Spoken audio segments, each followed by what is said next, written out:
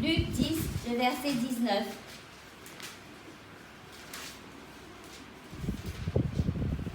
Voici, tout à l'heure on a vu les maladies qui peuvent attaquer, qui peuvent toucher un chrétien. L'aveuglement, le boiteux, les paralytiques, les stropiés, toutes ces maladies-là. Maintenant, on va voir, en tant que chrétien, quel est notre rôle dans l'Église. Comme je vous dis, l'Église veut dire appeler hors d'eux. Appeler hors de quoi? Appeler hors de ce monde. La Bible nous dit dans Romains 12, hein? Si tu veux.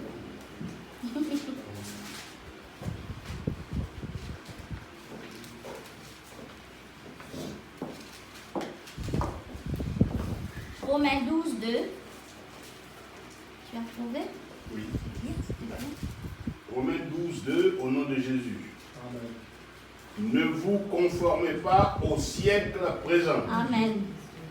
Mais soyez transformés par le renouvellement de l'intelligence, afin que vous discerniez quelle est la volonté de Dieu, ce qui est bon, agréable et parfait. Amen. La Bible nous dit ne vous conformez pas. Conformer, c'est-à-dire prendre la forme d'eux.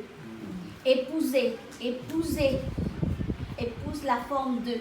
De ne pas nous conformer à ce siècle. De ne pas ressembler à ce siècle. Ce siècle devient de plus en plus mauvais. La Bible nous dit que vous connaissez Sodome et Gomorrhe, où le péché était à son paroxysme. Et bien ce siècle, aujourd'hui, je crois qu'il a dépassé largement Sodome et Gomorrhe. Et Dieu, je peux vous dire que son cœur de père pleure. Que son cœur de père est en colère aussi.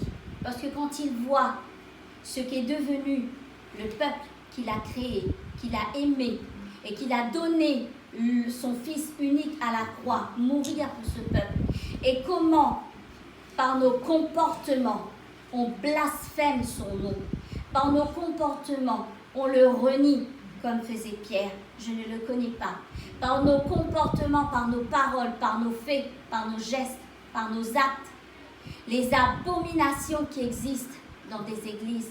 Je vais vous raconter quelque chose, sans citer les noms. La semaine dernière, j'étais partie faire des courses chez Grand Frère à Niort. Et le Seigneur me pousse à aller voir quelqu'un. Et comme je n'ai pas l'habitude d'aller chez les gens sans au préalable avoir appelé avant, mais j'étais poussée dans mon cœur pour aller voir cette personne que je n'ai pas vue depuis 1 an. J'ai été la voir. Et elle me dit, rentre. J'ai dit, excuse-moi, je n'ai pas appelé. À un moment donné, on discutait. Et elle me dit, elle avait un petit peu les larmes aux yeux. Je racontais ça à une sœur pour qu'on prie. Hein. Et elle me dit, mon mari est parti. Son mari était musicien. Son mari est parti avec le chantre de l'église. J'ai dit, pardon, c'est une blague? Il me dit, non. Elle pleurait.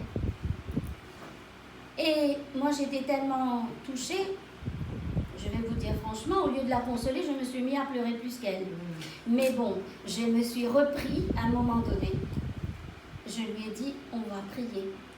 Ça, c'est les puissances de séduction qui séduit et détruit beaucoup. Et c'est que des personnes m'appellent souvent et me disent des sujets de prière comme ça. Vous ne pouvez même pas imaginer ce qui se passe souvent dans les églises. C'est devenu pire que le monde. Pire. Parce qu'on connaît la parole de Dieu. On est supposé connaître la parole de Dieu. Mais qu'est-ce qu'on en fait de cette parole? Est-ce qu'on la vit? On est supposé vivre cette parole. On est supposé la mettre en pratique dans nos familles. On est supposé, nos familles autour de nous doivent voir Christ en nous, doivent voir la marque de Christ sur nous, doivent pouvoir dire ma soeur, mon frère, mon papa, ma maman. Eh bien, vous savez, une fois ma fille m'a dit, heureusement que j'étais comme modèle, parce que sinon ça fait longtemps que j'aurais abandonné Christ. Eh bien, j'étais contente. J'ai dit, j'ai fait ce pourquoi Dieu m'a donné, parce qu'il m'a donné un enfant, c'est pas à moi. Un jour, il me dira qu'as-tu fait de cet enfant. Dieu nous donne des enfants, des maris, des femmes, mais un jour, il nous dira qu'as-tu fait de cet homme, de cette femme, de ces enfants que je t'ai donnés. On répondra à toi. Et vous voyez, quand Christ nous emmène au désert, c'est justement pour enlever tout ce qui n'est pas de lui en nous, afin de pouvoir le servir, afin qu'on ne se conforme pas à ce siècle, afin qu'on ne parle pas avec la sagesse, comme faisait Moïse, la sagesse de ce monde, mais avec la sagesse de Dieu, afin qu'on puisse vivre comme Dieu nous demande de vivre, et non pas emmener le monde dans l'Église. Parce que quand on sort du monde et qu'on vient dans l'Église, si on n'a pas été au préalable, fait une rencontre avec Dieu, être façonné par Dieu, on va emmener tout ça dans l'Église. Et malheureusement, c'est comme ça que ça fait des dégâts dans l'Église. Parce qu'on emmène nos vilaines manières avec nous au lieu de se laisser façonner par Dieu. On va lire dans Luc 10, 19.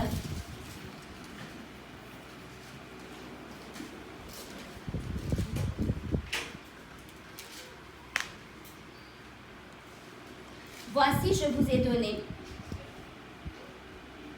le pouvoir de marcher sur les serpents, les scorpions et sur toute la puissance de l'ennemi.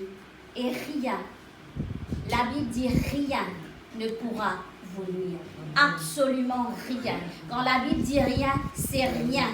Absolument rien du tout ne peut nuire à un enfant de Dieu qui marche dans la sanctification, qui marche dans la présence véritable de Dieu. Et marcher sur les serpents. Le serpent représente l'image de la séduction. Et on vit dans un monde qui est totalement dirigé par la séduction. On nous séduit. Par la télé, on vous passe des messages. Vous savez comment on dit subliminaux? Pour atteindre notre conscience, notre inconscience et nous séduire pour aller acheter des produits, acheter ceci, acheter cela. Et on vit dans un monde qui est complètement sous la puissance de la séduction. Et Dieu nous dit, en tant qu'Église, notre rôle, c'est de marcher sur les serpents, les scorpions et sur toute la puissance des ténèbres. On doit marcher sur ces puissances des ténèbres. On ne doit pas les laisser nous nuire. On ne doit pas laisser la séduction de ce monde nous nuire. En anglais, on dit qu'il y a un truc qui s'appelle the 3G, qu'on appelle Girl, Gold and Glory, c'est-à-dire Girl, la séduction, Gold, l'argent, le pouvoir, Glory, c'est la gloire, c'est la gloire. C'est trois choses qui jettent un homme et une femme de Dieu à terre si on ne veille pas correctement. Et la séduction font partie de ce truc-là. Et c'est pour ça que Dieu nous emmène justement au désert.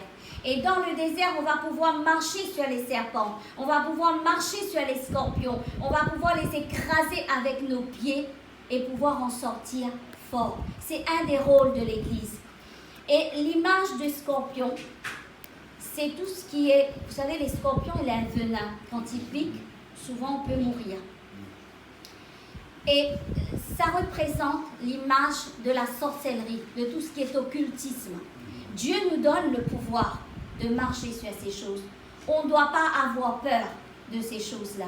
On ne doit pas dire, oh là là, lui il est sorcier, elle est sorcière, mais il est sorcier. Alors gloire à Dieu s'il est là, dans la présence de Dieu, il va être délivré. On ne va pas dire qu'il est sorcier et puis on ne va pas le fréquenter parce qu'il est sorcier ou elle est sorcière. Non, on va avoir peur, oh non, je ne vais pas manger avec elle ou avec lui, il est sorcier. Non.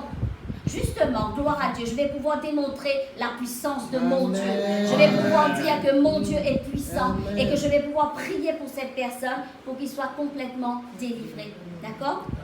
On va aller voir maintenant dans...